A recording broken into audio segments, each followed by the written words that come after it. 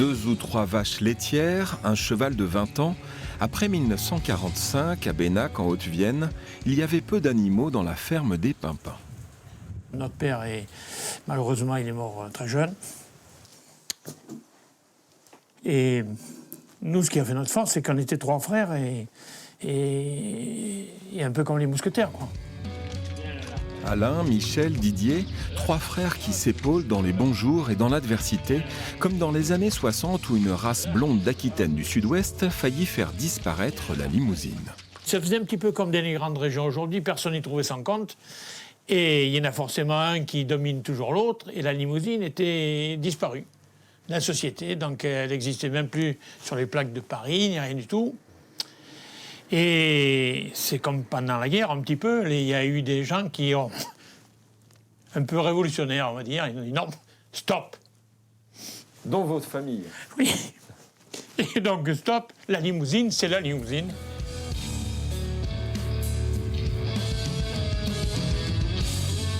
Là, regardez, les postes clés, c'est la longueur, la largeur de dos, largeur de bassin, finesse d'os, qualité de race. Un animal qui est très blond, bien auréolé, tout ce qu'on demande dans la limousine, quoi. Bon, alors des trophées, vous en avez eu, ils sont un peu couverts de poussière. Oui, mais ça c'est normal. Autant on s'occupe des vaches tous les jours, autant les trophées, on les nettoie pas tous les jours.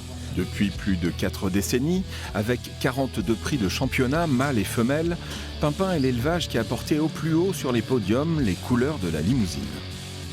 Quand vous montez sur le podium, je veux dire, c'est un moment de magie, quoi.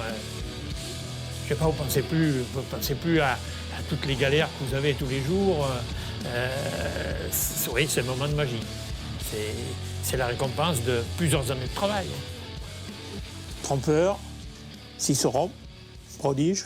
À moins 180 degrés, dans 3 grosses cuves emplies d'azote, le trésor des Pimpins. Les semences des taureaux les plus prestigieux conservées pour améliorer la race. Et vous prenez votre paillette là, donc, qui est décongelée, vous la mettez dans votre pistolet là, vous remettez votre pistolet, la gaine dessus, et vous partez, vous mettez ça sous votre bras, au chaud, vous partez avec le gant et vous allez inséminer la vache. C'est le plus simple de tout, c'est comme ça qu'on arrive à faire des champions. Printemps 2003. La crise de la vache folle oblige les Pimpins à abattre une trentaine de vaches qui, in fine, n'étaient pas contaminées. Des aléas, la famille en a connu, elle en connaîtra d'autres.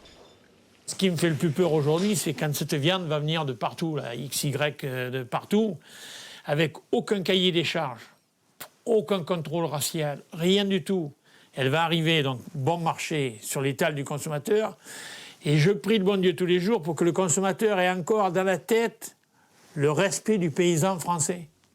Qui disent, c'est le paysan français qui nous nourrit bien. C'est pas l'autre. C'est le seul réflexe qui peut nous sauver. C'est la seule chose. Aujourd'hui, Christelle, Fabienne, Maïté, les 3 filles d'Alain reprennent le flambeau. Les Pimpins, une histoire de passion et de transmission.